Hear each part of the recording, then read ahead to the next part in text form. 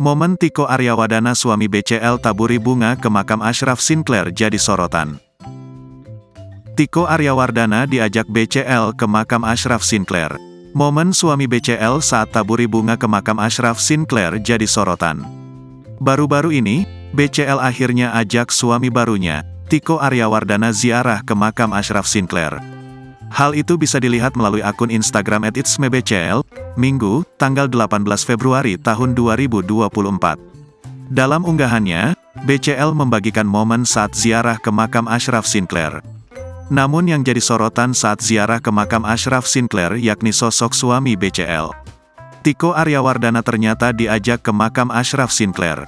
Suami BCL bahkan ikut taburi bunga ke makam cinta masa lalu sang istri.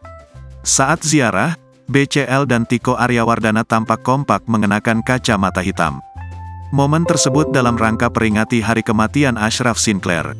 Little by little, we let go of loss, but never of love, tulis BCL pada keterangan.